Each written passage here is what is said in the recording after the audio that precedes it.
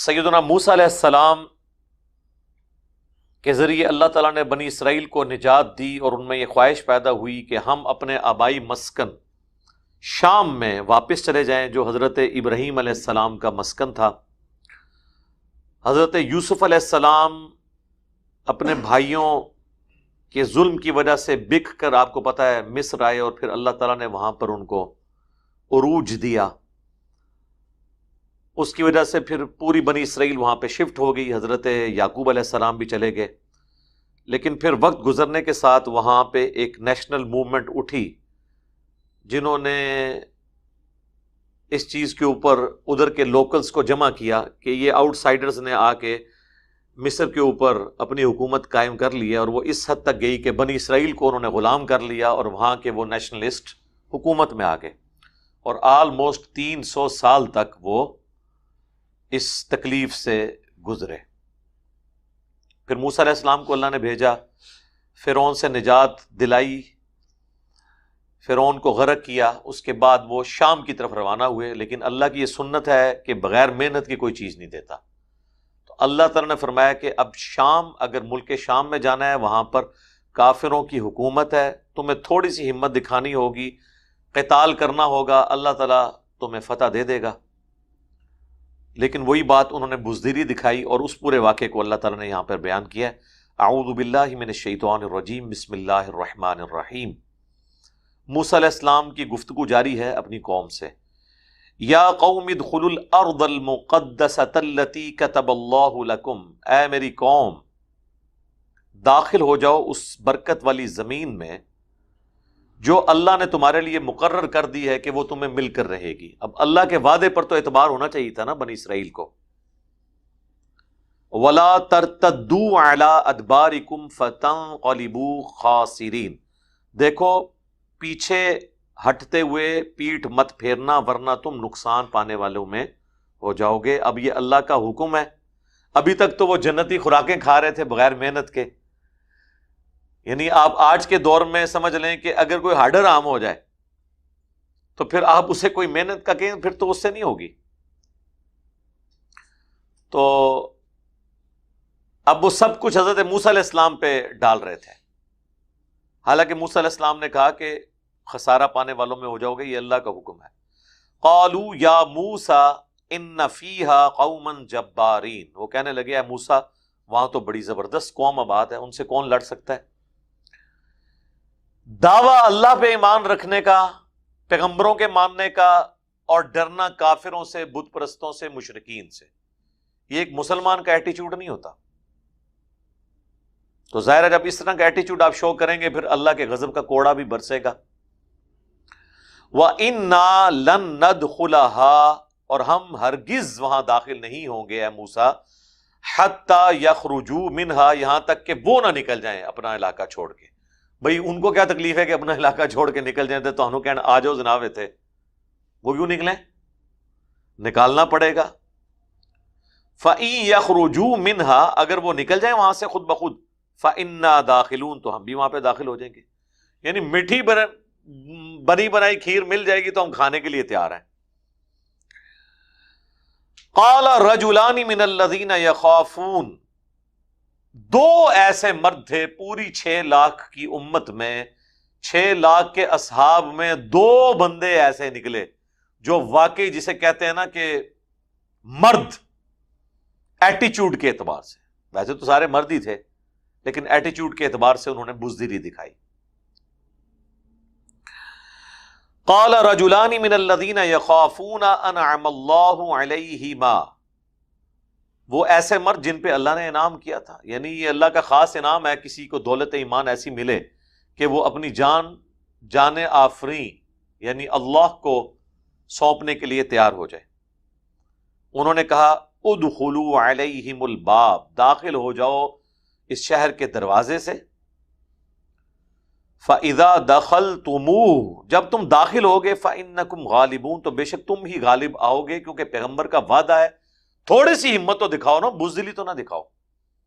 اللہ کی مدد آ جائے گی۔ اصحاب بدر اگر نبی علیہ السلام کے ساتھ ہمت نہ دکھاتے تو فتح تو نہیں آنی تھی۔ ویسے آن گراؤنڈ تو کوئی مقابلہ ہی نہیں تھا، 1000 کا لشکر دوسری طرف 313 کا، اور وہ بھی کیجول نکلا ہوا، لڑائی کی نیت سے نہیں نکلا تھا، وہ تو ابو سفیان کے قافلے کو لوٹنے کے لیے نکلا تھا، جس کے ہاتھ ڈنڈا تھا وہ ڈنڈا لے کے نکلا، اسی لیے نہ تلواریں بھی بہت کم تھیں اور ساز و سامان نہیں تھا، وہ غربت کی وجہ سے نہیں تھا، وہ نکلے ہی نہیں تھے اس نیت سے، لیکن اللہ تعالیٰ فرماتا ہے ہم اسے یوم الفرقان بنانا چاہتے تھے سورۃ الانفال میں، چونکہ ابو جہل نے کہا تھا یہ حق اور باطل کی فیصلے کا دن ہے، ہار یا جیت کا، یوم الفرقان ہے، تو اللہ نے کہا اچھا یوم الفرقان ہے، پھر ہم ثابت کر دیتے ہیں یہ واقعی یوم الفرقان ہے، جو حق پہ ہوگا اللہ تعالیٰ اس کے ساتھ ہوگا۔ اچھا وہ بھی دعویٰ کر رہے تھے کہ اللہ ہمارے ساتھ ہے، اللہ کو تو وہ بھی مانتے تھے، وہ چھوٹے چھوٹے آلہہ انہوں نے کلیم کیے ہوئے تھے ساتھ۔ تو اب یہ جو اہل ایمان جو دو پکے تھے یہ کون سے تھے؟ حضرت ہارون علیہ السلام جو حضرت موسیٰ کے بھائی بھی تھے اور پیغمبر بھی، اور دوسرے یوشع ابن نون جو حضرت موسیٰ کے پھر خلیفہ اول بھی بنے اور پیغمبر بھی بعد میں بنے، کیونکہ حضرت ہارون علیہ السلام حضرت موسیٰ کی زندگی میں فوت ہو گئے تھے، تو حضرت موسیٰ کے خلیفہ اور پیغمبر حضرت یوشع ابن نون، جوشوا انگلش میں کہتے ہیں، بخاری مسلم میں حدیث ہے کہ بنی اسرائیل کی جو حکومت ہے وہ ان کے پیغمبروں کے ہاتھ میں ہوا کرتی تھی، تو ایک پیغمبر فوت ہونے سے پہلے اپنا خلیفہ دوسرے پیغمبر کو بنا کے جاتا تھا، اور آلموسٹ 1400 سال تک ان کی چین ٹوٹی نہیں ہے، ایک پیغمبر فوت ہوتا تھا، فوت ہونے سے پہلے نیکسٹ کو وہ،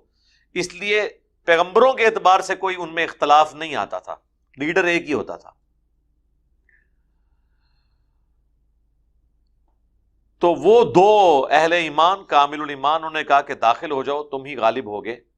6 لاکھ میں 2 بندے نکلے ہیں جی، کامل الایمان لوگ تھوڑے ہی ہوتے ہیں ہمیشہ، سچائی کے لیے کھڑے ہونے والے۔ وَعَلَى اللَّهِ فَتَوَكَّلُوا إِن كُنتُم مُؤْمِنِينَ، اور اللہ ہی پر بھروسہ کرو اگر تم ایمان والے ہو۔ وہ دو نہ صرف نکلے بلکہ وہ باقیوں کو بھی سمجھاتے تھے کہ بھائی اللہ پہ توکل کرو اگر واقعی مومن ہو۔ قالوا یا موسیٰ، وہ کہنے لگے اے موسیٰ، انا لن ندخلها، ہم ہرگز اس میں داخل نہیں ہوں گے، شام میں، یروشلم میں، ابدم، قیامت تک، ما داموا فیہا فاذهب انت وربک فقاتلا، تو اور تیرا رب جائے اور تم دونوں جا کے وہاں پہ لڑائی کرو، ہم تو قیامت تک یہاں داخل نہیں ہوں گے، انا ہا ہنا قاعدون، ہم تو یہیں بیٹھے ہوئے ہیں جی، اسی نہیں جانا ہوں، جو کچھ کرنا ہے تسی کرو، پکی پکائی کھیر ساڑھے سامنے رکھتے ہو۔ پیغمبر کو اس طریقے سے ڈیل کرنا، ان کو تکلیف دینا، ان کو اذیت دینا، بیسیکلی یہ خدا کو چیلنج کرنے کے مترادف ہے، اور جب وقت کے پیغمبر کے ساتھ یہ کیا جائے تو اس کی سزا پھر امت کو بھگتنی پڑتی ہے، جیسا کہ سورہ ال عمران میں کہا نا کہ اللہ نے فرمایا ہم نے جو وعدہ کیا تھا نا کہ ہم تمہیں فتح دیں گے تو ہم نے اپنا وعدہ پورا کر دیا تھا، یہاں تک کہ تم نے ڈسپلن لوز کیا اور پیغمبر کی نافرمانی کی، وہ جو 50 تیر انداز تھے، صحیح بخاری میں آتا ہے، نبی علیہ السلام نے فرمایا کہ تم اگر دیکھو کہ آسمان کے پرندے ہماری بوٹیاں اٹھا کے لے کے جا رہے ہیں تب بھی تم نے یہ درہ نہیں چھوڑنا۔ اب مجھے بتائیں اس سے زیادہ کس طریقے سے سمجھایا جا سکتا ہے؟ یہ آخری درجہ ہوتا ہے۔ پھر بھی 15 بندے وہاں پہ رہے، 50 میں سے 35 جو ہے نا وہ انہوں نے اجتہاد کر لیا خود ہی، انہوں نے کہا یہ تو حضور نے اس صورت میں کہا تھا جب فتح نہ ہوتی، ہمیں تو فتح ہو گئی ہے، یہ شکست کی صورت میں کہا تھا۔ انہوں نے کہا جب شکست کی صورت میں بھی حضور کہہ رہے تھے یہ جگہ نہیں چھوڑنی ہے تو فتح میں تو بدرجہ اولا نہیں چھوڑنی چاہیے، شکست کی صورت میں تو آپ اپنی لاشیں سمیٹنے آتے ہیں، حضور نے کہا جب تک میرا حکم نہ آئے تم نے نہیں ہٹنا، بس وہی پھر اللہ تعالیٰ فرماتا ہے تم نے پیغمبر کی نافرمانی کی تو جو واضح فتح تھی وہ شکست میں بدل گئی، اور آپ دیکھیں ایسی شکست میں بدلی کہ اس شکست کا خمیازہ صرف صحابہ کو نہیں بھگتنا پڑا، 70 کے قریب صحابہ صرف شہید نہیں ہوئے، اللہ کے نبی کے بھی دانت شہید ہوئے، آپ بے ہوش ہو گئے، آپ کے شہادت کی افواہ پھیل گئی کیونکہ آپ پہ اتنا زیادہ خون آپ کا نکل گیا تھا۔ وقت کا پیغمبر موجود ہو اور آپ اللہ کی نافرمانی کریں تو اللہ تعالیٰ اس چیز کی پرواہ نہیں کرتا، جس کو کہتے ہیں پیغمبر کا منہ رکھ لے، نہیں، سزا ملتی ہے، اور اس لیول تک اللہ کی طرف سے عطاب آتا ہے کہ پیغمبر جس کا قصور نہیں بھی ہوتا وہ بھی اس کا افیکٹ ہی ہوتا ہے۔ نبی علیہ السلام ہوئے افیکٹ ہی، آپ کے دانت شہید کبھی نہیں ہونے تھے اگر وہ بھگدڑ نہ مچتی۔ یہاں پہ بھی آپ دیکھیں، یہ جب قوم نے اس طریقے سے بے وفائی کی حضرت موسیٰ کے ساتھ، تو اس کی سزا پھر قوم کو اللہ نے دی، اور وہ سزا موسیٰ علیہ السلام کو بھی بھگتنی پڑی۔ جیسے وہ اولاد اگر بری نکل آئے تو ماں باپ کو بھی بعض اوقات بھگتنا پڑ جاتا ہے، اس میں ماں باپ کا قصور نہیں ہوتا، ان کی تربیت کا قصور نہیں ہوتا اگر انہوں نے صحیح تربیت کی ہے۔ قال ربی انی لا املک الا نفسی، موسیٰ علیہ السلام کی تڑپ دیکھیں، وہ کہتے ہیں اللہ میں تو مالک نہیں ہوں مگر اپنی جان کا، و اخی یعنی اختیار مجھے اپنی جان پہ ہے کہ میں لڑ رہا ہوں یا میرا بھائی یا وہ تیسرا جوشوا ابن نون، ففرق بیننا و بین القوم الفاسقین، پس تو جدائی ڈال دے ہمارے درمیان اور اس قوم جو فاسق قوم ہے۔ یہ حضرت موسیٰ علیہ السلام نے فاسق کسے کہا ہے؟ اپنے صحابہ کو، ان کی امت تو نہیں تھے، وہ صحابہ تھے 6 لاکھ، کوئی گستاخی نہیں ہوئی ہے، اور ساروں کو کہا سوائے اپنے بھائی کے اور وہ ایک اس کے، 6 لاکھ کے 6 لاکھ کو فاسق کہا۔ موسیٰ علیہ السلام کی پھر ایسی بددعا لگی، اللہ نے فرمایا قال فإنہا، اللہ نے فرمایا پھر اگر ایسا ہی ہے فإنہا محرمۃ علیہم، تو اب یہ سرزمین ہم نے حرام کر دی ہے ان کے اوپر،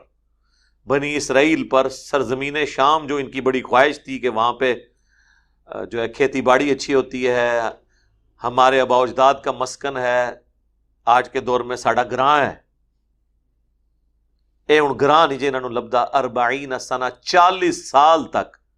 یتیہون فی الارض، یہ اسی طریقے سے بھٹکتے رہیں گے اس صحرائے سینا کے اندر۔ فلا تأس علی القوم الفاسقین، تو موسیٰ اب دیکھنا آپ نے بھی اپنا وضو پکا رکھنا ہے،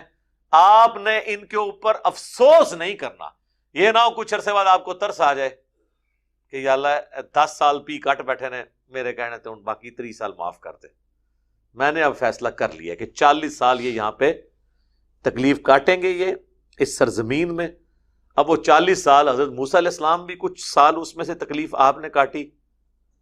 موسیٰ علیہ السلام پھر اسی صحرا میں فوت ہوئے، وہیں پہ دفن ہوئے، وہیں پہ بہت بڑا ان کا مزار بنایا گیا۔